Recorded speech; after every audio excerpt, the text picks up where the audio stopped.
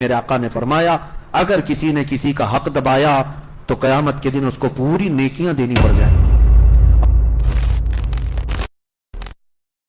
جو وراثت کے معاملات تھے وہ آپ کو تفصیل سے معلوم کرنا پڑے گا۔ وراثت کس کو کتنی ملتی ہے یاد رکھو، اگر کسی کا حق آپ نے ایک بالشت زمین کسی کی ہڑپ کر کے رکھ لیے، حضور پاک صلی اللہ علیہ وسلم فرماتے ہیں کل قیامت کے دن پوری زمین اٹھا کر اس کے گلے کا توق بنا کر ڈالی جائے گی، پوری زمین کا توق بنا کر اس کے گلے میں ڈال دیا جائے گا، وہ گردن نہیں اٹھا سکے گا۔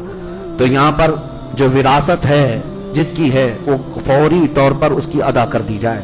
کس کا حق ہے پورا صفحہ ہے، یوصیکم اللہ فی اولادکم للذکر مثل حظ الانثیین۔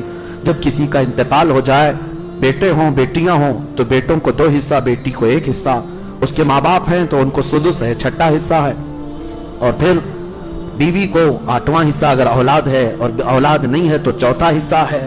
سب کے حصے اللہ تعالیٰ نے اس میں بیان فرمائے ہیں۔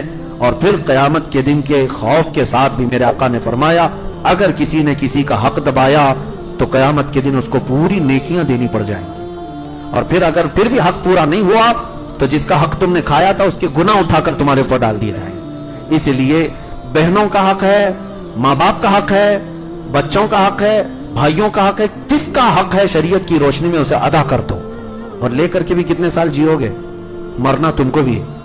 اسی لیے دنیاوی لالچ میں آ کر کے آخرت تباہ نہ کرو۔ اللہ کریم ہم سب کو حقانیت کے ساتھ زندہ رہنے کی توفیق عطا فرمائے، شریعت مصطفیٰ کی پیروی کرنے کی توفیق عطا فرمائے، قرآن عظیم کی آیات بینات اور اس کے مفاہیم اور اس کی تفاسیر پر عمل کی توفیق عطا فرمائے۔